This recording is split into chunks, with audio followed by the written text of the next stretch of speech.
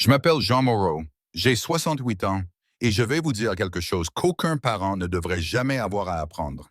Enterrer son propre enfant ne marque pas la fin de la douleur. C'est le début de la guerre.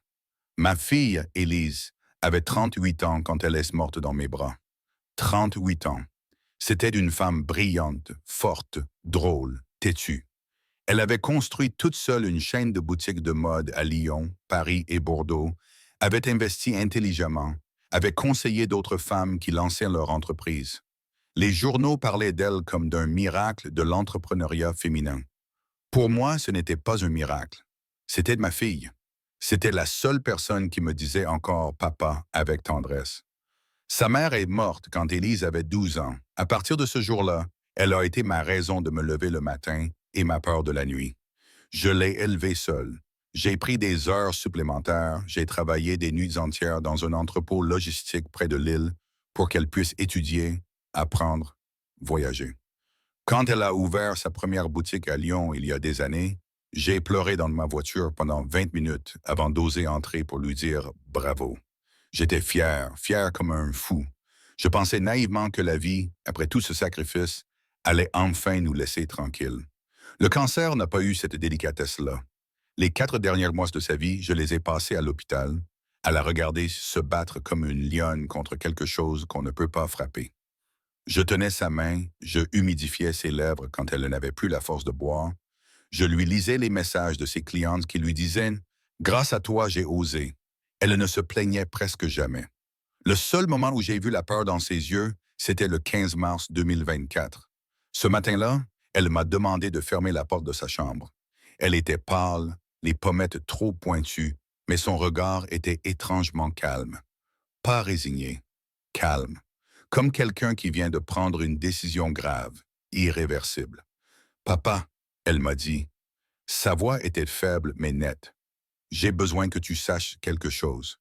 Je me suis occupé de tout. Elle a tendu la main vers le tiroir de sa table de nuit et m'a donné une grande enveloppe blanche scellée. Tu l'ouvres pas ici, tu l'ouvres à la maison, quand tu seras seul. J'ai voulu protester. Elle m'a coupé. Je suis sérieuse, papa. Écoute-moi bien. Tu as été mon père et ma mère. Tu m'as protégé toute ma vie. Maintenant, c'est à mon tour de te protéger. Je ne savais pas encore à quel point ces mots étaient lourds. Le 22 mars 2024, à 6h47 du matin, Élise a rendu son dernier souffle. Ma main était dans la sienne. Je sentais encore une trace de chaleur dans ses doigts quand son regard s'est éteint. À ce moment-là, j'ai senti une partie de mon âme partir avec elle. Il n'y a pas d'autre façon de le dire. Vous croyez que vous comprenez la douleur. Puis vous vivez ça et vous comprenez que vous n'aviez aucune idée.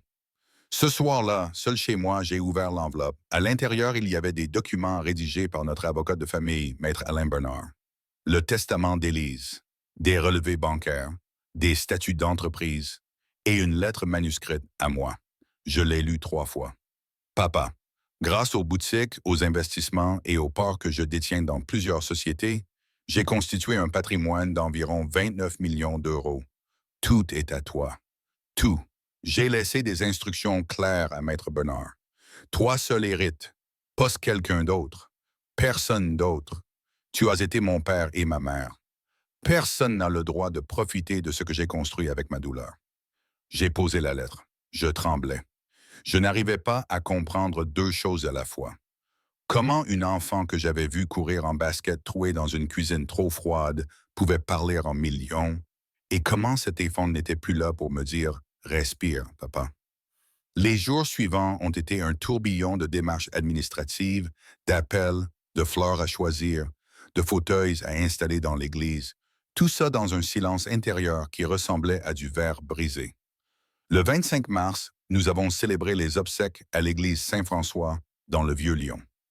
La nef était pleine, des membres de la famille, des amis d'enfance, des employés de ces boutiques, des clientes, des partenaires, des journalistes aussi, malheureusement. Tout le monde parlait d'Élise comme d'un exemple. Personne ne parlait d'Élise comme de ma fille. Je me suis assis au premier rang, seul. Je me sentais vidé physiquement, comme si je n'avais plus de poids dans le corps, juste du vide serré dans la poitrine. C'est à ce moment-là que j'ai senti une main se poser sur mon épaule. J'ai tourné la tête. Il était là.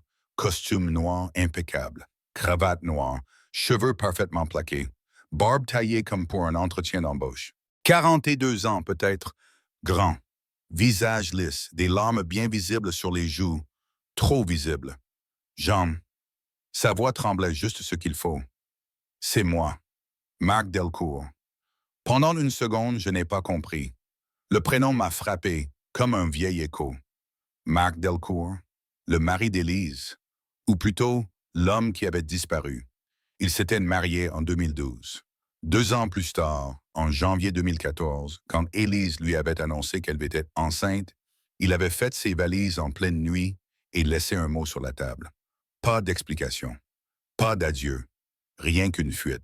Elle avait perdu le bébé quelques semaines plus tard, sous le choc, seule, endettée. Après ça, Marc n'avait plus jamais rappelé. Plus jamais. 10 ans de silence. Et là, il se penchait vers moi, dans l'église, devant le cercueil de ma fille, et il murmurait « Notre Élise, notre. » J'ai senti quelque chose bouillir dans ma gorge. « Qu'est-ce que tu fais ici, Marc? » J'ai dit ça doucement, parce que c'était une église, parce que je ne voulais pas hurler devant le cercueil de ma fille. Il a soupiré, a sorti un mouchoir blanc et l'a posé contre ses yeux comme un acteur fatigué. Je suis venu dire adieu à la femme que j'ai aimée. J'ai cru vomir. Il s'est assis juste derrière moi, au deuxième rang, comme si sa place allait de soi. Et il a commencé à sangloter, bruyamment, théâtralement, comme un veuf dévasté. Des gens qui ne le connaissaient pas sont venus lui toucher l'épaule pour le consoler. Une femme lui a même dit « Je suis désolé pour votre perte, monsieur. » J'ai vu ses mains trembler d'émotion fabriquées quand le cercueil a été béni. Puis il a fait quelque chose qui m'a glacé. Au moment du dernier adieu, il s'est approché du cercueil d'Élise, a posé la paume sur le bois verni et a murmuré quelque chose que je n'ai pas pu entendre, comme s'il avait le droit, comme si ces 10 ans n'avaient pas existé. Après la messe, nous sommes sortis pour l'inhumation au cimetière de l'Euillasse. La famille avançait en cortège lentement, chacun avec sa peine. Marc marchait près de nous, trop près, comme s'il faisait partie du noyau intime, comme s'il appartenait encore à sa vie. Il saluait les gens, recevait des condoléances, parlait bas, penchait la tête avec gravité. C'était répugnant. Il imitait la douleur. Il l'exhibait comme un costume taillé sur mesure. Quand le cercueil a été descendu en terre, il est revenu vers moi. Sa voix avait changé, plus basse, plus dure. « Jean, il va falloir qu'on parle, toi et moi, d'Élise et de l'avenir. » L'avenir, je me suis tout tourné vers lui lentement. « Quel avenir, Marc? » Je lui ai répondu sans hausser la voix. « Tu as abandonné ma fille le jour où elle avait le plus besoin de toi. Tu as disparu. Tu n'as pas été là quand elle a perdu l'enfant. Tu n'as pas été là quand elle s'est reconstruite. Tu n'as pas été là quand elle s'est battue contre le cancer. Tu n'as pas été là quand elle est morte. Quel avenir tu crois encore avoir ici? » Il a souri. Ce n'était plus le sourire triste du veuf. C'était autre chose. Un sourire calculé. Un sourire froid. « Jean, qu'il m'a dit, je sais que tu es bouleversé, mais il faut rester raisonnable. Élise était encore ma femme, légalement. Les papiers de divorce, à l'époque, n'ont pas été finalisés correctement. J'ai déjà parlé avec mes avocats, j'ai droit à ma part de son héritage, et vu la valeur totale de ses entreprises et de ses placements, nous parlons d'au moins la moitié des 29 millions d'euros. Je l'ai regardé sans cligner. Je crois que je n'ai même pas respiré pendant quelques secondes. Il continuait. « On peut régler ça simplement, entre adultes. Tu me transfères ma part, disons 15 millions maintenant, et j'évite qu'on passe par une procédure longue, sale, médiatique. Je n'ai pas envie que le nom d'Élise soit traîné partout. Tu n'as pas envie non plus, je suppose. » Voilà. Là, j'ai vu son vrai visage. Ce n'était pas un veuf, ce n'était pas un homme détruit. C'était un charognard, un rapace venu se poser sur la tombe encore ouverte, le bec déjà dans la chair. Je me suis rapproché de lui, très près. « Tu es en train de me menacer sur la tombe de ma fille, Marc? » Il a haussé légèrement les épaules. « Je propose un accord. Si tu refuses, je vais en justice. Et crois-moi, je suis prêt à me battre. J'ai des contacts, j'ai des moyens. Je peux raconter une histoire très différente de la tienne. Les journaux adorent ce genre de drame. Le père cupide qui vole le mari endeuillé. Tu vois le titre, Jean? Je le vois très bien, moi. Je ne me souviens pas d'avoir déjà ressenti une colère pareille. Pas même le jour où j'ai reçu l'appel d'Élise en larmes, le 28 janvier 2014, quand elle m'a dit « Il est parti, papa. Il m'a laissé un mot et il est parti. » Ce soir-là, j'étais triste. Là, j'étais autre chose. J'étais dangereux. Je lui ai répondu calmement « Tu ne toucheras pas un centime de l'argent de ma fille. » Il a souri comme un joueur convaincu d'avoir la meilleure main. « On verra, Jean. Tu recevras les papiers lundi. Réfléchis bien, parce que ça ne fait que commencer. » Il est monté dans sa voiture noire et il est parti. Je l'ai regardé s'éloigner. Et je vous jure ceci, à cet instant précis, au bord de la tombe encore ouverte de ma fille, j'ai pris une décision. Je n'allais pas seulement enterrer Élise. J'allais lui rendre justice. Je vais vous dire exactement ce qui s'est passé après l'enterrement, parce que c'est là que tout a vraiment commencé. Le lendemain matin, je ne pleurais plus comme la veille. J'étais encore brisé, oui, mais quelque chose avait changé. J'étais en colère, et cette colère-là n'était pas une émotion. C'était un moteur. Je savais une chose. Si Marc Delcourt avait l'audace de venir sur la tombe de ma fille pour réclamer sa part, ça voulait dire qu'il avait préparé son coup, qu'il n'improvisait pas, qu'il était prêt, peut-être depuis longtemps. Alors j'ai décidé d'être prêt, moi aussi. Ma première visite a été chez l'avocat d'Élise, maître Alain Bernard. Alain n'est pas un inconnu pour nous. Il gère le patrimoine et les affaires d'Élise depuis des années. 55 ans, costume gris, lunettes fines, voix posée. C'est un homme qui ne dramatise jamais. Ce jour-là, quand il m'a vu entrer dans son cabinet à Lyon, il s'est levé lentement et il m'a serré la main à deux mains. Jean, je suis sincèrement désolé. Je lui ai tendu les papiers que j'avais trouvés dans l'enveloppe, ceux qu'Élise m'avait laissés, le testament, les relevés, et aussi la lettre où elle écrivait noir sur blanc. Tout est pour papa. Personne d'autre n'a le droit de toucher à ce que j'ai construit. Il les a lus en silence, très méthodiquement. Puis, il m'a regardé droit dans les yeux. Jean, écoute-moi bien. Le testament d'Élise est parfaitement valide. Elle l'a signé en pleine possession de ses moyens. Elle m'a donné ses directives clairement. Elle voulait que tu sois son unique héritier universel, sans exception. Elle a insisté là-dessus, tu comprends? Insisté. J'ai senti mes épaules se relâcher un tout petit peu, juste un peu. Alors Marc n'a aucun droit. Alain a marqué une pause. Et cette pause-là m'a immédiatement glacé. Juridiquement, j'ai demandé. Il a soupiré. Juridiquement, ce n'est pas aussi simple que ça. Ils prétendent encore être mariés à Élise, n'est-ce pas? Pardon? Il t'a dit hier qu'ils étaient encore mariés, je suppose. Qu'il avait droit à une part de sa succession. Je l'ai fixé. Comment tu le sais? Alain a tapoté le dossier du bout des doigts. Parce que ça fait 3 mois qu'il rôde. Le silence dans la pièce est devenu lourd. Explique-toi, j'ai dit. Marc Delcourt m'a contacté il y a plusieurs semaines, a répondu Alain. Il ne s'est pas présenté comme Marc. Il a utilisé un faux nom d'abord. Ensuite, il m'a parlé comme s'il était un ancien conjoint inquiet pour le bien-être d'Élise. Il m'a posé des questions sur l'état de santé d'Élise, sur ses comptes, sur ses parts dans les boutiques. Il voulait surtout savoir si un testament avait été signé et si ce testament le protégeait. Je l'ai senti. Une brûlure derrière les yeux. Pas de tristesse, de rage. Et tu lui as répondu quoi? Alain a presque souri, un sourire sec. Rien. Je lui ai dit que je ne lui devais aucune information. Mais je vais te dire ce que ça veut dire, John. Ça veut dire que son petit numéro à l'enterrement, ce n'était pas un choc soudain. Il ne venait pas dire adieu à la femme de sa vie. Il préparait une attaque juridique. Je n'ai rien dit pendant quelques secondes. Puis, Alain, dis-moi la vérité. Est-ce qu'il a une chance? En théorie, a dit Alain, seulement si deux choses sont vraies. Premièrement, si le divorce n'a pas été finalisé proprement en 2014.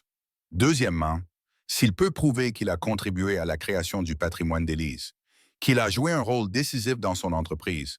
Si, par exemple, il arrive devant un juge et dit « Ce succès vient aussi de moi. J'ai soutenu, j'ai financé, j'ai conseillé. » Tu comprends? Il n'a rien soutenu, ai-je craché. Il l'a abandonné. Alain a hoché la tête. Alors on va le prouver. À cet instant-là, j'ai compris que je n'étais plus seulement un père en deuil. J'étais devenu quelque chose que je ne pensais pas avoir encore la force d'être à mon âge. Un combattant. On va faire deux choses, a continué Alain. Un, je vais vérifier les dossiers de divorce. Si Élise a bien exigé que toute revendication future de Mark soit abandonnée, on tient déjà une arme. Deux, on doit constituer un dossier moral et concret. Des témoins, des preuves, des enregistrements, des traces écrites. Tout ce qui montre qui est vraiment Marc Delcourt et ce qu'il a fait, ou plutôt ce qu'il n'a pas fait. Des enregistrements, ai-je répété doucement, avec un malaise soudain. Tu veux dire des preuves audio? Alain m'a regardé. Pourquoi? Et c'est là que le nom m'est venu automatiquement. Patricia, Patricia Laurent, 34 ans, l'assistante personnelle d'Élise depuis 5 ans. Pas seulement une assistante, à vrai dire. Une ombre bienveillante. Une femme qui connaissait chaque rendez-vous, chaque appel, chaque contrat, chaque changement d'humeur. Quelqu'un à qui Élise faisait confiance comme à une sœur. Je l'ai appelée tout de suite. Patricia m'a dit de la rejoindre dans un café près des bureaux d'Élise, dans le quartier des Cordeliers, à Lyon. Quand je suis arrivé, elle était déjà assise dans un coin, dos au mur, les mains autour d'une tasse qu'elle ne buvait pas. Ses yeux étaient gonflés, pas seulement par la tristesse, par la peur. Monsieur Moreau, elle m'a dit en baissant la voix, je suis contente que vous m'ayez appelé. J'allais justement vous contacter aujourd'hui. Il faut que je vous montre quelque chose. Elle a regardé autour d'elle, comme si quelqu'un pouvait écouter. C'est à propos de Mark, elle a murmuré. Mon corps s'est mis à taper plus vite. Dis-moi tout. Il est revenu, a-t-elle dit, bien avant l'enterrement, bien avant même la fin. Je l'ai laissé parler, je voulais tout. Les mots, les détails, les dates. En décembre dernier, a commencé Patricia, un homme a appelé le bureau d'Élise. Il a demandé à lui parler. Il a dit s'appeler Mathieu, mais j'ai reconnu la voix parce qu'Élise m'avait déjà parlé de lui il y a des années. C'était Mark. Il posait des questions sur elle. Il voulait savoir si elle venait toujours travailler. Il voulait savoir si elle voyageait. Il voulait savoir si elle allait bien. Patricia a dégluti. J'en ai parlé à Élise. Elle m'a dit très clairement, s'il rappelle encore, tu raccroches. Je sentais mes mâchoires se crisper. Et il a rappelé. Oui, en janvier. Mais cette fois, il ne s'est pas contenté d'appeler. Elle a relevé les yeux vers moi. Il est venu, en personne, à l'accueil, devant tout le monde. Je n'ai rien dit. Élise était en chimiothérapie ce jour-là, a continué Patricia, la voix plus tendue. Alors c'est moi qui l'ai eu. Il m'a demandé combien de boutiques nous avions. Il m'a demandé si elle avait des associés, des investisseurs, des dettes. Il m'a proposé 500 € en liquide pour lui confirmer 2 ou 3 chiffres. J'ai refusé. Je l'ai fait sortir. Je l'écoutais et quelque chose en moi passait de la colère à l'incrédulité. Pas seulement il veut de l'argent. Non. Il prépare une prise. Patricia a inspiré profondément, puis elle s'est penchée vers son sac et en a sorti une petite clé USB. Ce n'est pas tout, a-t-elle murmuré. À partir du moment où Mark est réapparu, Élise a changé. Elle n'avait plus seulement peur pour sa santé, elle avait peur pour après. Elle m'a demandé de tout enregistrer. J'ai cligné des yeux. Tout? Chaque conversation où Mark parlait d'argent, chaque fois qu'il appelait, chaque fois qu'il venait, elle voulait qu'il n'y ait aucun doute sur ses intentions. Elle m'a dit, et je la cite, « Si un jour il essaie quoi que ce soit, je veux que papa n'ait pas à se battre sans armes. » Je vous jure que mon cœur s'est fissuré en entendant ça. « Tu as ces enregistrements? » ai-je demandé. Patricia a posé la clé USB entre nous, comme si c'était une bombe.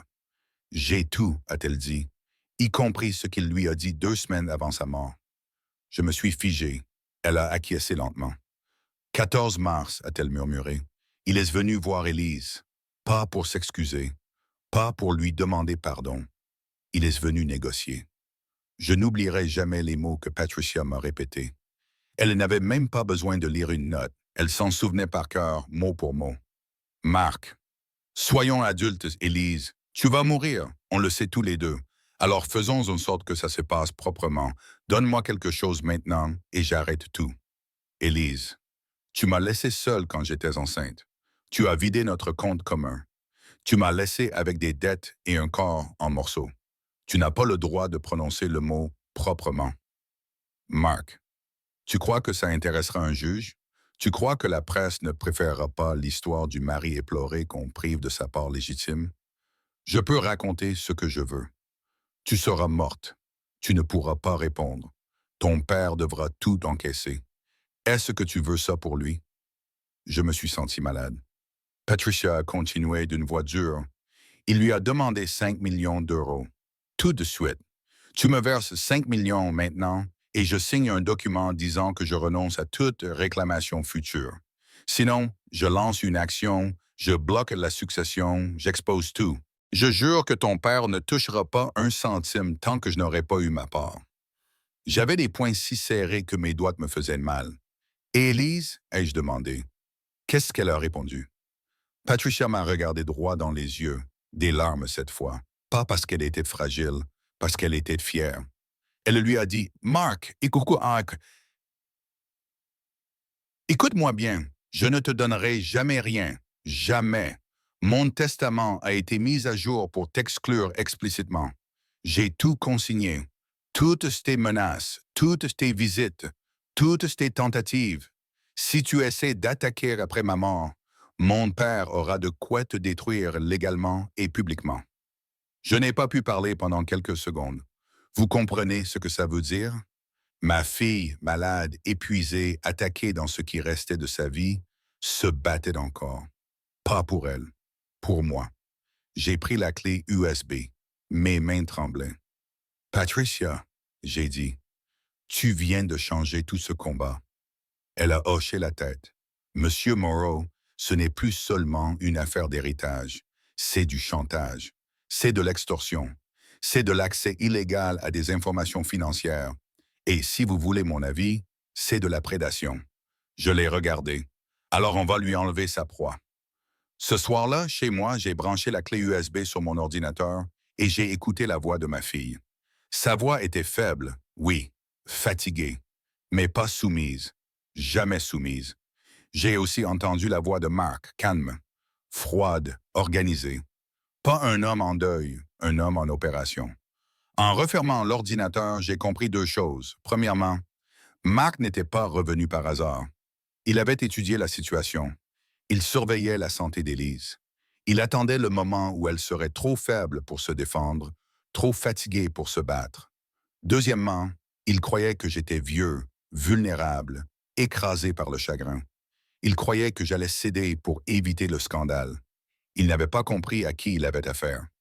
Le lendemain matin, j'ai rappelé Maître Bernard. Alain, je lui ai dit, je viens avec des enregistrements. Prépare-toi. On ne va pas seulement se défendre, on va l'attaquer. Le 1er avril 2024, à 9 heures du matin, le facteur a sonné chez moi. Il portait un uniforme bleu et un visage embarrassé. Dans ses mains, une grande enveloppe officielle portant le cachet du tribunal judiciaire de Lyon. J'ai compris avant même de la prendre. Mark avait tenu parole. Il attaquait. Je me suis assis à la table de la cuisine, la même où Élise avait soufflé ses 18 bougies. J'ai ouvert l'enveloppe avec un couteau à pain. À l'intérieur, 47 pages d'accusation. Marc Delcourt contre Jean Moreau. Motif, dissimulation de biens matrimoniaux et fraude successorale. Il réclamait 29 millions d'euros, plus des dommages moraux. J'ai lu chaque phrase comme on lit une trahison lente. Selon lui, il n'avait jamais rompu légalement avec Élise. Il prétendait avoir participé activement à la création de ses boutiques.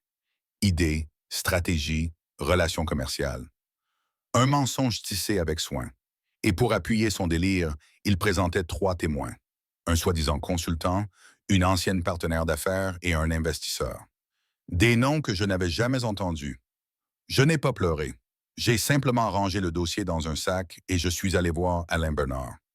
Il m'attendait déjà, les manches retroussées, entouré de codes civils ouverts et de dossiers empilés. Il a déposé sa plainte, a-t-il dit calmement. Oui, et il a inventé 3 fantômes pour l'aider. Alain a souri sans joie. Alors, on va faire tomber ces fantômes un par un. Il a lu l'acte d'accusation d'un œil analytique. Jean, écoute-moi. Marc a engagé l'un des avocats les plus agressifs du pays, un certain maître Christophe Vaillant, spécialiste des héritages disputés, habitué aux médias. Ils vont salir ton nom, jouer sur la corde sensible. Le père cupide, la veuve éplorée, l'argent. Prépare-toi à tout entendre. 2 jours plus tard, les journaux ont commencé. L'héritage de 29 millions. Le mari oublié d'une icône de la mode réclame justice. Les photos de Mark en costume noir devant le cimetière. Le visage grave. Les mains jointes envahissaient les sites. Il jouait parfaitement son rôle. Le veuf trahi. L'homme digne. Et moi, j'étais devenu le père intraitable qui refuse de partager. J'ai coupé la télévision. J'ai ouvert les enregistrements de la clé USB et j'ai décidé que le silence ne sauverait pas la mémoire de ma fille. Alain et moi avons monté un dossier. Patricia a fourni les enregistrements originaux avec les dates et les signatures numériques prouvant leur authenticité. Nous avons ajouté la lettre manuscrite d'Élise de 2014, dans laquelle elle demandait au notaire d'inclure une clause. Marc Delcourt renonce irrévocablement à toute prétention sur mes biens présents et futurs. Cette lettre, reconnue par un huissier à l'époque, valait de l'or. Mais Alain voulait aller plus loin. Jean, m'a-t-il dit, nous devons montrer que Marc n'est pas seulement un menteur, c'est un prédateur. Et comment tu veux le prouver? En suivant l'argent. Grâce à un ami dans le milieu bancaire, il a découvert que Marc était presque ruiné. Son entreprise de conseil en investissement avait fait faillite en 2022 après des paris catastrophiques sur les crypto-monnaies. Il devait plus de 70 000 € à des créanciers et plusieurs casinos de la Côte d'Azur avaient déposé des plaintes pour chèques impayés. C'était donc clair, il voulait l'héritage pour survivre. Le 10 avril, Alain a déposé une plainte reconventionnelle. Tentative d'extorsion, menace et tentative d'accès illégal à des données financières. Dans le même temps, il a demandé au juge des référés de Summermark de produire des preuves concrètes de sa contribution au succès d'Élise. Contrat, facture, mail, dépôt bancaire. Nous savions qu'il n'avait rien. Le jour de la première audience préliminaire, j'ai mis le même costume que pour les obsèques. Pas par superstition, par fidélité. Dans le couloir du tribunal, j'ai croisé Marc. Il avait changé de ton. Costume gris clair, cheveux gominés, l'air sûr de lui. Il m'a regardé comme on regarde un rival d'affaires. « Tu vas regretter, Jean, a-t-il murmuré. J'ai des témoins, j'ai des preuves. » Je n'ai pas répondu. La salle d'audience était pleine. Journalistes, curieux, quelques anciens employés d'Élise. Le juge, Mme Marie Delmas, une femme droite connue pour sa rigueur, a ouvert la séance. Maître Vallon, l'avocat de Marc, s'est levé le premier. Son discours était un théâtre bien rodé. Madame la Présidente, mon client, M. Marc Delcourt, a soutenu sa femme durant les années cruciales où elle développait son activité. Ensemble, ils ont conçu le concept des boutiques Élise Moreau. Sans lui, ce succès n'aurait pas existé. Aujourd'hui, il ne réclame pas l'aumône, mais la reconnaissance de sa contribution. Je l'écoutais, les poings serrés sous la table. Puis il a appelé ses 3 témoins. Le premier, un certain Raymond Simon, prétendu consultant en stratégie. Il a déclaré avoir travaillé avec le couple en 2013 sur un business plan. Le second, Sarah Jolie, une ancienne partenaire d'affaires, qui a dit que Mark lui avait présenté Élise à une soirée d'investisseurs. Le troisième, Albert Ray, s'est présenté comme investisseur privé dans les débuts d'Élise. Des mensonges bien huilés, appris par cœur. Quand est venu le tour d'Alain, il n'a pas attaqué tout de suite. Il a simplement demandé « Madame la Présidente, avant de commencer notre argumentaire, puis-je faire écouter un extrait sonore de moins de 2 minutes? » Le juge a acquiescé. La salle a retenu son souffle. La voix de Marc a résonné, froide et claire. « Soyons adultes, Élise. Tu vas mourir. Alors fais ce qu'il faut. Donne-moi quelque chose maintenant, et j'arrête tout. » Un frisson a parcouru la salle, puis la voix d'Élise. « Tu n'auras jamais rien. » Silence absolu. Le juge a levé les yeux. « Ce sont vos paroles, monsieur Delcourt? » Marc a bafouillé. « Je ne me souviens pas. On m'a enregistré sans consentement. » Le juge a tranché. L'enregistrement a été autorisé par la propriétaire des locaux. Il est recevable. Alain s'est alors levé. Calme. Madame la Présidente, cette bande prouve non seulement que M. Delcourt savait n'avoir aucun droit sur les biens d'Élise Moreau, mais qu'il a tenté de monnayer son silence en exigeant une somme d'argent. C'est une extorsion. Vallon a crié à la manipulation, mais le juge a noté chaque mot. Patricia a ensuite été appelée. Sa voix était ferme, sans trembler. Elle a raconté les appels anonymes, la visite de Marc au bureau, la tentative de corruption Et enfin, les instructions précises d'Élise. Enregistre tout. Quand Patricia a quitté la barre, la salle a applaudi spontanément, ce que le juge a dû interrompre. Puis vint la contre-attaque. Le juge a exigé que Mark fournisse les preuves de sa participation financière. Résultat, rien. Aucune facture, aucun virement, aucune trace bancaire. Son avocat a parlé de documents égarés lors d'un déménagement. La salle a ricané. L'audience a duré plus de 4 heures. À la fin, le juge Delmas a annoncé qu'elle rendrait sa décision dans 15 jours. En sortant, Mark m'a frôlé. « Ce n'est pas fini », a-t-il murmuré. Je lui ai répondu calmement. « Non, pour toi, ça ne fait que commencer. » Les jours suivants, les journaux ont changé de ton. Ils parlaient maintenant du dossier sonore, des preuves accablantes contre le mari opportuniste. Les photos flatteuses de Mark avaient disparu. On ressortait celles, plus réelles, de ses dettes et de ses faillites. Le 15 mai 2024, à 9 heures, j'étais de retour au tribunal. J'ai porté la même cravate qu'Élise m'avait offerte lors de l'inauguration de sa première boutique. Juge Delmas est entré, dossier en main. Sa voix était claire. Après examen des pièces, le tribunal considère que la demande de M. Delcourt est infondée et frauduleuse. Les preuves établissent des tentatives d'extorsion et de corruption. Le tribunal déclare Jean Moreau seul héritier légitime d'Élise Moreau. Un poids s'est levé. Je n'ai pas souri, je n'ai pas crié, j'ai simplement respiré. Mais ce n'était pas terminé. Car les preuves que nous avions accumulées allaient bientôt ouvrir une autre porte, celle du crime. Mark n'avait pas seulement menti. Il avait planifié, menacé, espionné. Et peut-être bien pire. Je croyais que tout allait s'arrêter là, que la justice avait parlé, que le nom d'Élise était lavé, que je pouvais enfin reprendre mon souffle. Mais non, ce que je n'avais pas compris, c'est qu'un homme comme Mark Delcourt ne perd jamais. Il recule, il se cache, il prépare autre chose. 3 jours après le verdict, j'ai reçu un appel de Maître Bernard. « Jean, tu es assis? Dis-moi. Le parquet de Lyon veut te voir. Le procureur a ouvert une enquête pénale. Ce n'est plus une affaire civile. C'est du pénal maintenant. » J'ai senti mon cœur s'arrêter une demi-seconde. Pourquoi? Contre moi? Non, Jean, contre lui. Mais ils veulent que tu viennes témoigner. Le lendemain, j'étais au palais de justice de Lyon, dans le bureau du procureur Laurent Navarro. Un homme sec, cheveux poivre et sel, regard direct. Pas du genre à parler pour rien. « Monsieur Moreau, m'a-t-il dit, je ne vais pas tourner autour du pot. Nous avons reçu de nouvelles informations sur Monsieur Delcourt. Votre avocat nous a transmis les enregistrements et les relevés bancaires que vous avez trouvés. Nous avons creusé. Et ce que nous avons trouvé est sale. » Il a ouvert un dossier rouge sur la table. À l'intérieur, des copies de virements, des mails imprimés, des photos. Mark Delcourt n'a pas seulement tenté d'extorquer votre fille. Il a créé 3 mois avant sa mort une société écran au Luxembourg. Une société vide, sans activité, mais qui a reçu plusieurs virements suspects provenant d'un compte lié à l'entreprise d'Élise.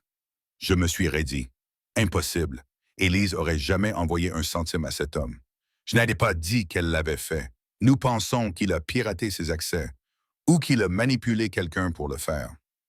Le procureur a tourné une autre page. Regardez ça. Janvier 2024, un virement de 50 000 €. Provenance, l'un des comptes secondaires d'Élise, géré par son assistante comptable, une certaine Marianne Lemoine. Destination, la société MD Conseil International, Mark Delcourt. Et le libellé du virement, service de consultant projet Asie. Je me suis levé d'un bond. Quoi? Asie? Elle ne faisait aucun projet là-bas. Exactement, a répondu Navarro calmement. Nous pensons que Mark a convaincu Marianne qu'Élise avait donné son accord. Il lui a montré un faux mail, probablement créé à partir d'une ancienne adresse professionnelle. Ce virement a été suivi de 4 autres, plus petits, pour un total de 120 000 €. Je sentais la colère monter à nouveau, mais cette fois, ce n'était plus une simple colère de père. C'était une rage froide. Et vous pouvez le prouver? Nous avons déjà obtenu les relevés complets. Il y a aussi des messages entre Mark et une personne qui l'a aidé à fabriquer des faux mails. Un certain Léo Renard, ancien stagiaire en informatique chez Élise Moreau Création. Nous l'avons interrogé ce matin. Navarro s'est penché en avant. Léo a craqué. Il a tout avoué. Je me suis assis lentement. Le sol semblait bouger. Il a dit quoi? Navarro a parlé d'une voix égale, sans effet dramatique. Il a dit que Mark l'avait contacté en décembre 2023, lui promettant 10 000 € pour rendre un service discret. Le service, c'était d'accéder au mail interne d'Élise et de créer un faux ordre de paiement. Mark voulait se faire passer pour un consultant extérieur afin de transférer des fonds avant sa mort. Je suis resté silencieux. Et ensuite? Ensuite, il lui a ordonné d'effacer toutes les traces. Mais Léo a gardé les conversations. Il a eu peur. Il nous les a données. Les messages sont clairs. Le procureur a lu un extrait. Marc Delcourt. Assure-toi que tout passe avant mars. Elle n'aura plus la force de vérifier. Léo Renard. Vous êtes sûr qu'elle est au courant? Marc Delcourt. Crois-moi, à ce stade, elle ne regarde plus les chiffres. J'ai fermé les yeux. Je voyais Élise, amaigrie, branchée à une perfusion, et lui, quelque part, détournant son argent. Il n'avait pas seulement voulu l'argent après sa mort, il avait commencé à la dépouiller vivante. Navarro a continué. Nous avons saisi son ordinateur. Le disque dur contenait des courriels, des brouillons de contrats et un fichier audio. Il a sorti une clé USB de son dossier. Je préfère que vous l'entendiez vous-même. Il a branché la clé sur son ordinateur et appuyé sur lecture. La voix de Mark. Froidade, calculée. Tu ne comprends pas, Léo. Cette femme, elle a tout eu et elle croit que sa petite maladie la rend intouchable. Moi, j'ai tout perdu à cause d'elle. Tu crois que je vais la laisser partir avec 29 millions pendant que moi je vis dans un studio? Elle me doit ça. Tout ça m'appartient. Puis un bruit de verre, un rire. Quand elle sera partie, ce vieux Moreau viendra supplier qu'on préserve l'image de sa fille. Je lui ferai payer. Chaque centime. Le fichier s'est arrêté là. Je ne respirais plus. Navarro a retiré la clé. John, c'est de la préméditation, du chantage aggravé, détournement, et peut-être tentative d'escroquerie sur personnes vulnérables. On va déposer un mandat. Un mandat? Oui, d'ici demain matin, Marc Delcourt sera arrêté. Je suis sorti du bureau avec les jambes tremblantes. Il pleuvait sur la place. Pas une petite pluie fine, une pluie lourde, comme si le ciel lui-même voulait nettoyer la ville. Le lendemain, la nouvelle a éclaté dans la presse. L'ex-mari d'Élise Moreau arrêté pour fraude et extorsion. Des images de policières à sa porte, des cartons saisis, des ordinateurs emportés. Il jurait qu'il était innocent, qu'on l'accusait pour venger un drame familial. Mais Navarro avait ce qu'il fallait. Un compte luxembourgeois, les mails, les enregistrements, le témoignage du stagiaire et les transferts bancaires. Tout menait à lui. 2 semaines plus tard, j'ai été convoqué pour témoigner à nouveau. Dans la salle d'audience, Marc était menotté. Il m'a regardé avec une haine silencieuse, sans un mot. Le procureur a exposé les faits, puis a conclu d'une voix claire. Ce dossier n'est pas celui d'un héritage mal réglé. C'est celui d'un homme qui a voulu transformer la mort d'une femme en opportunité financière. Ce que M. Delcourt a fait n'est pas seulement illégal, c'est inhumain. Je ne me souvenais plus d'avoir pleuré depuis le jour de l'enterrement. Ce jour-là, j'ai pleuré à nouveau. Pas pour la peine, pour la justice. Quand le juge a annoncé la détention provisoire de Mark, j'ai senti, pour la première fois depuis des mois, que ma fille pouvait enfin dormir tranquille. Mais Navarro m'a retenu avant de partir. Jean, a-t-il dit doucement, il reste une chose. Dans les relevés, on a trouvé un transfert que personne ne comprend. 200 000 € envoyés par Élise un mois avant sa mort. Pas à Marc, pas à toi, à une femme inconnue du dossier. Non, Camille Duret. Vous la connaissez? Je l'ai regardée, surpris. Non, jamais entendu ce nom. Navarro a refermé le dossier. Alors il faut la retrouver. Parce que cette femme, d'une manière ou d'une autre, fait partie de l'histoire. Et c'est là que tout a recommencé. Je croyais que la pluie du jugement allait tout laver, que le mal était en prison et que je pouvais enfin respirer. Mais quand le procureur Navarro a prononcé ce nom, Camille Duret, j'ai senti quelque chose d'étrange, un frisson au creux de la nuque. Ce nom ne m'évoquait rien, et pourtant, il sonnait familier, comme un mot que j'avais déjà entendu dans un rêve. Le soir même, je n'ai pas dormi.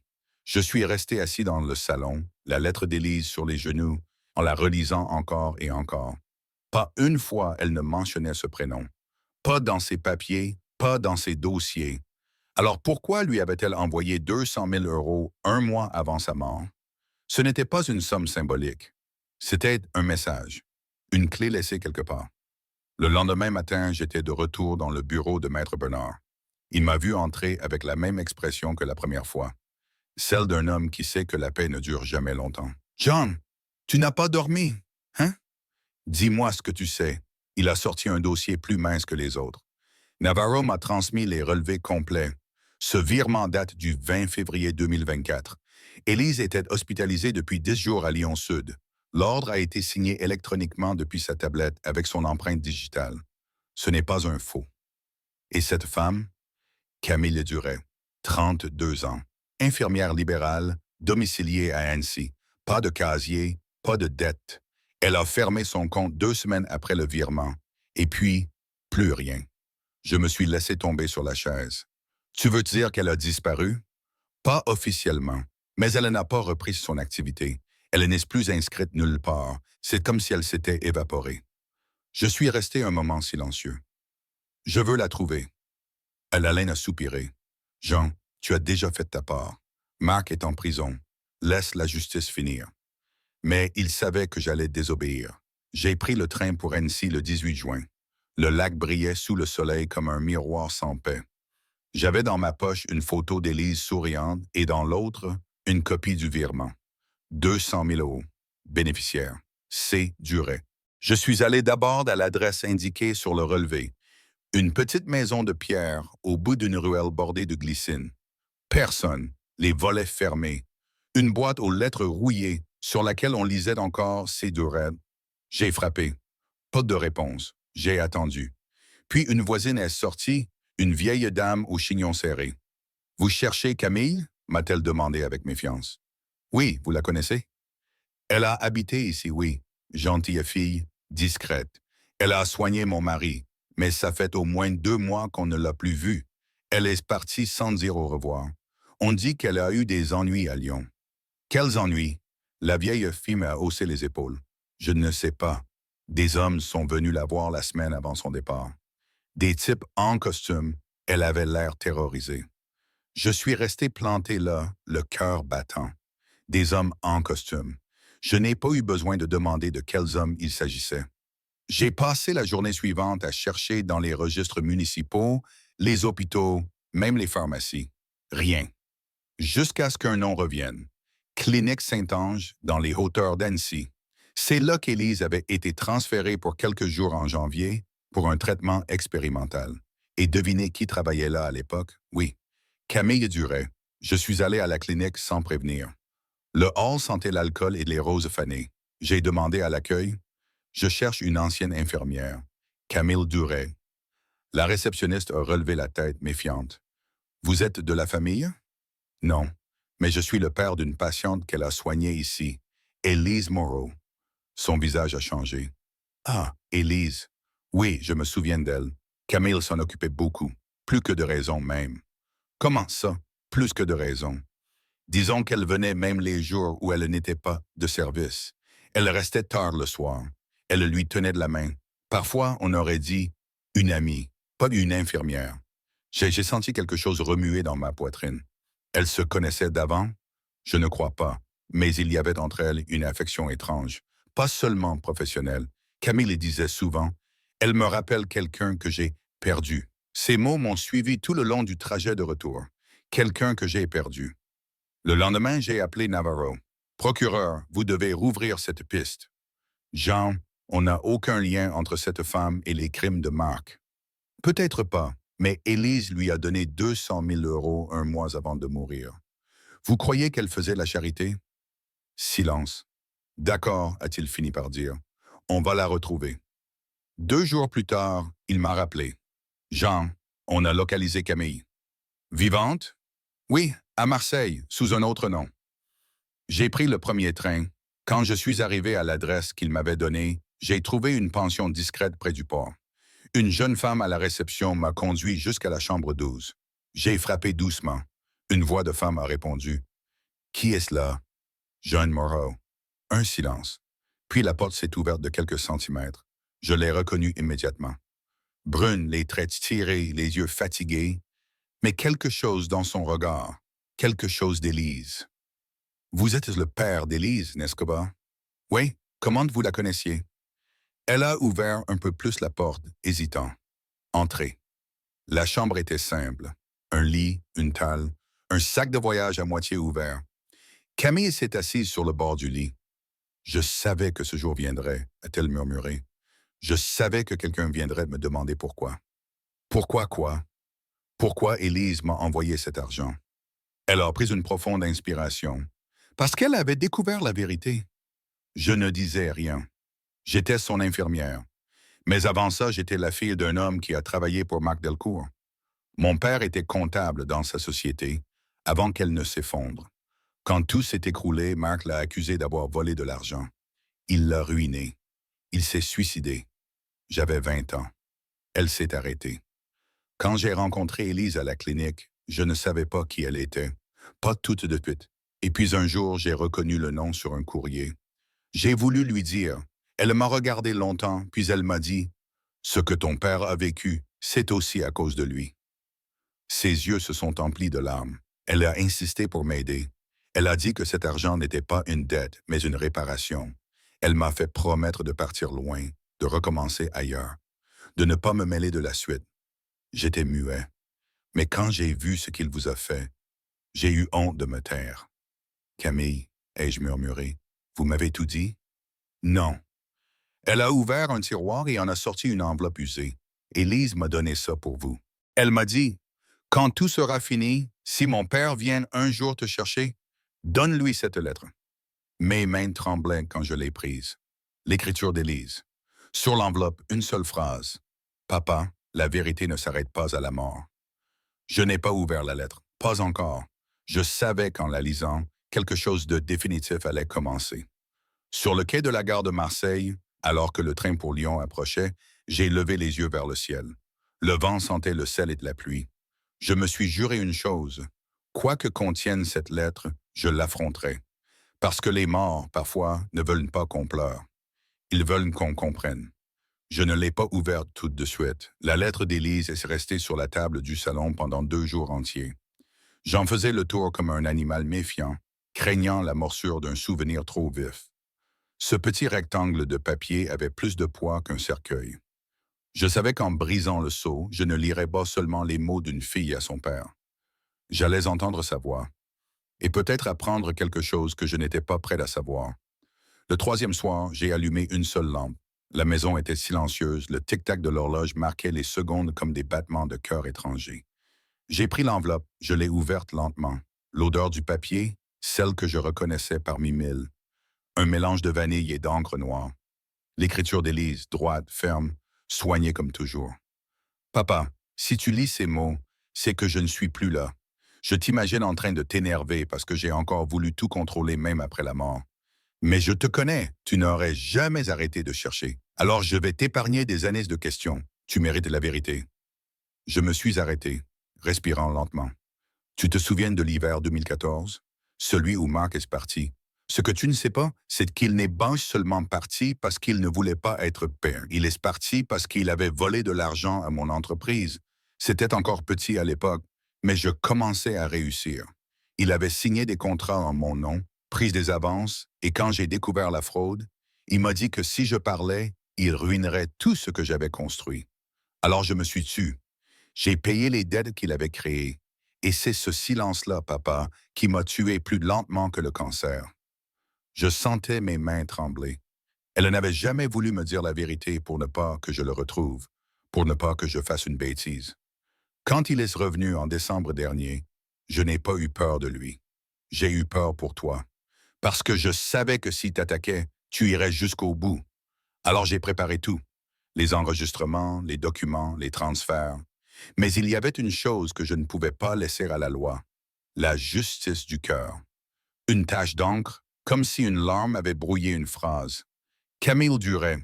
Ce nom, garde-le dans ton cœur, sans colère. Elle n'a rien fait de mal. Quand j'ai appris son histoire, j'ai compris que tout ce que Marc détruisait finissait par retomber sur les innocents. Son père s'est suicidé à cause de lui. Alors je lui ai donné cet argent, pas pour effacer le passé, pour réparer ce que je pouvais. C'était ma dernière œuvre. Je me suis arrêté là. Je crois que j'ai posé la lettre et marché jusqu'à la fenêtre, les yeux flous. Dehors, les réverbères se reflétaient sur les pavés mouillés. J'ai relu la fin, à voix basse, presque en murmurant.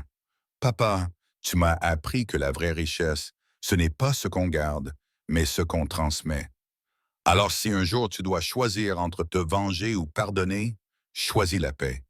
Parce qu'à la fin, c'est la seule victoire qui reste. Je t'aime plus que tout.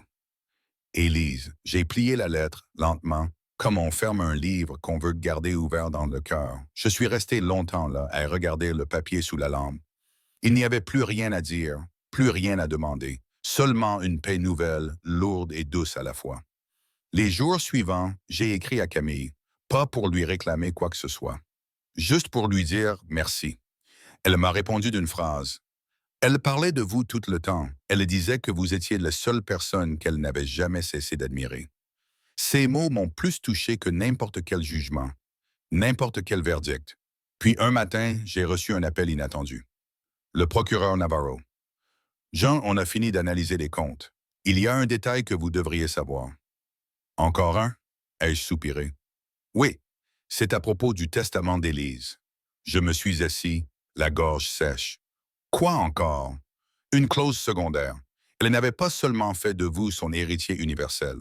Elle avait ajouté une fondation. Fondation Élise Moreau, pour les femmes qui recommencent de zéro. Le capital initial, 3 millions d'euros. Je suis resté silencieux. Elle voulait qu'on l'annonce après la clôture du procès, a ajouté Navarro. Je pense qu'elle savait que son histoire n'était pas seulement la sienne. 3 millions d'euros pour aider d'autres à se relever. Je l'imaginais dans ce lit d'hôpital, planifiant encore, espérant encore, semant encore quelque chose après elle. J'ai fermé les yeux, et pour la première fois, j'ai souri sans culpabilité. L'été suivant, j'ai pris la route vers Annecy. Je voulais revoir le lac, l'endroit où tout avait commencé à s'éclaircir. Camille m'a rejoint sur le ponton. Elle portait une robe claire et un air tranquille. Elle m'avait dit que vous viendriez, a-t-elle murmuré. Je n'ai pas répondu. Je me suis assis à côté d'elle, les pieds au bord de l'eau. Je n'ai jamais cru au hasard, ai-je dit. Mais maintenant, je me dis qu'il existe une forme de justice qu'on ne rend pas dans les tribunaux. Oui, a-t-elle soufflé, celle qu'on rend avec le cœur. Nous sommes restés là en silence. Le vent faisait trembler la surface du lac et j'ai senti pour la première fois que la douleur, même si elle ne disparaît pas, peut apprendre à respirer. Le soir tombait quand j'ai sorti la lettre d'Élise de ma poche. Je l'ai relue une dernière fois, puis je l'ai pliée soigneusement et je l'ai laissée s'envoler sur l'eau. Elle a flotté quelques secondes avant de disparaître sous la lumière dorée du couchant. Je me suis levé. Elle a eu raison, et je dis à voix basse. La vérité ne s'arrête pas à la mort. Et dans ce moment suspendu, j'ai compris. Ma fille n'était plus dans la terre ni dans les souvenirs. Elle était dans chaque acte de bien que je ferais encore, 10 ans ont passé. 10 hivers, 10 printemps, 10 anniversaires sans voix au bout du fil. Et pourtant, certains matins, j'entends encore sa manière de dire «Bonjour, papa» à travers le bruit du café qui coule. Le temps ne guérit pas, il polit les bords. Il transforme la douleur en quelque chose qu'on peut toucher sans saigner. Je vis aujourd'hui à Annecy, dans une petite maison au bord du lac. Les montagnes changent de couleur selon l'heure, et parfois je me dis qu'Élise aurait aimé ça. Ce calme, cette lumière, cette sensation de recommencer sans tout effacer. Chaque matin, je traverse le jardin et je pousse la porte vitrée d'un petit bâtiment bleu ciel, le siège de la Fondation Élise Moreau. 3 bureaux, une salle de réunion, un coin café et des dossiers partout. Sur le mur principal, il y a une phrase qu'elle avait écrite un jour dans un carnet. Il n'y a pas de chute si l'on apprend à se relever. La Fondation est devenue bien plus grande que je ne l'aurais cru. Des femmes de toute la France viennent ici chercher un début, pas une pitié. Certaines ont fui des maris violents, d'autres ont perdu leur travail, d'autres encore ont juste besoin d'un endroit où on croit encore en elles. Elles ne se savent pas toujours qui je suis. Je me présente simplement, Jean. Je bois un café avec elles, j'écoute. C'est tout. Mais chaque fois qu'une d'elles signe son premier contrat, ouvre sa boutique ou retrouve un logement, je ressens la même chose qu'à l'époque où Élise m'annonçait. Papa, j'ai réussi. Parfois, Camille vient aussi. Elle gère aujourd'hui une antenne de la Fondation à Marseille. Elle a repris son métier d'infirmière, mais elle fait bien plus que soigner les corps. Elle soigne les histoires. Quand elle arrive, elle me serre la main avec ce mélange de douceur et de gravité qu'on acquiert quand on a traversé trop de choses. Elle parle souvent d'Élise comme si elle était encore là. Elle aurait été fière, dit-elle toujours. Et moi, je réponds, non, elle est fière. Un jour d'hiver, alors que la neige tombait sur le lac, Camille m'a demandé, tu lui en veux encore? À Marc? Je n'ai pas réfléchi. Non, il n'a pas détruit Élise. Il s'est détruit lui-même. Elle a souri tristement. Tu as vraiment pardonné. Pardonner, ce n'est pas oublier, et je dis. C'est refuser que le mal t'habite plus longtemps que celui qui l'a commis. Marc Delcourt, lui, purge encore sa peine à la prison de Lyon-Corbas. 10 ans ferme. Il a tenté d'écrire plusieurs fois. Des lettres que je n'ai jamais ouvertes. Un jour, Navarro m'a dit, « Vous devriez peut-être lire pour tourner la page. » J'ai souri. Non, procureur, j'ai tourné la page le jour où j'ai ouvert la lettre d'Élise. Depuis, je garde ces enveloppes dans un tiroir. Je ne les ai jamais brûlées. Je les garde comme on garde les cendres d'un incendie, pour se rappeler jusqu'où peut aller la lumière quand tout brûle. Chaque année, le 22 mars, on organise une cérémonie simple au siège de la Fondation.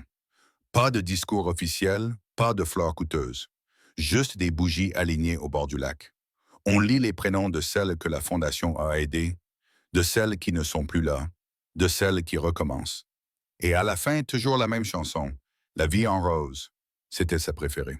Je me tiens souvent un peu en retrait, sur le ponton. J'écoute la musique se mêler au vent. Et parfois, j'entends presque sa voix dans le refrain. Pas une illusion. Un souvenir sonore, gravé dans la mémoire de mes os. Ce soir-là, Camille m'a rejoint, un manteau sur les épaules. Tu sais, a-t-elle dit, quand j'ai rencontré Élise, j'ai cru qu'elle allait mourir triste, mais elle est partie en paix. Elle disait que la mort, ce n'était pas une fin, c'était un passage de relais. Je me suis tourné vers elle. Et à qui elle pensait, tu crois? À toi, a-t-elle répondu, à ce que tu allais faire de ce qu'elle t'avait laissé. Il y a des nuits où je rêve encore du passé, de l'usine où je travaillais, de ma femme morte trop jeune, de cet enfant qui m'appelait héros en riant. Et je me réveille toujours au même moment, celui où elle me regarde depuis le bord du lit d'hôpital et me dit doucement, « Papa, tu m'as tout donné. » Alors je me lève, je sors dehors, le lac dort sous de la lune, et je lui parle à voix basse comme à quelqu'un qu'on sait à l'écoute. Tu vois, ma fille, je continue, pas parce que je dois, mais parce que tu m'as appris comment. La vie est devenue simple. Les gens me disent ça souvent que j'ai tenu bon, que j'ai eu du courage. Mais la vérité, c'est que je n'ai rien fait d'héroïque. J'ai juste refusé de laisser le mal gagner une seconde fois. Quand on me demande ce que c'était, l'affaire Élise Moreau, je ne parle pas des millions, ni des procès, ni du scandale. Je dis simplement, c'était l'histoire d'une femme qui, même mourante, a choisi d'aimer plus fort que la haine. Et ça, aucune prison, aucun juge, aucun temps ne pourra jamais l'effacer. Hier, en rangeant de vieux cartons, j'ai retrouvé un enregistrement. La voix d'Élise, c'était énorme. La voix d'Élise, enregistrée sur mon ancien téléphone. Elle riait. « Papa, si tu trouves ça un jour, promets-moi une chose. Arrête de réparer les choses que je casse. Laisse-les vivre. » Sa voix s'est interrompue, puis elle a ajouté en riant, « Mais continue à réparer les gens. Ça, tu le fais mieux que personne. » J'ai laissé le téléphone allumé toute la soirée. La pièce sentait la mémoire et la tendresse. Et au moment où le rire d'Élise s'est éteint dans le silence, j'ai compris que tout était accompli. Parce qu'à travers chaque femme qui franchit la porte de la Fondation, à travers chaque vie reconstruite, c'est elle qui parle encore. Pas comme une ombre, comme une lumière. Je me suis levé, j'ai ouvert la fenêtre. Le vent du soir entrait, léger, presque chaud. Et j'ai murmuré sans savoir à qui exactement, « La vérité ne s'arrête pas à la mort.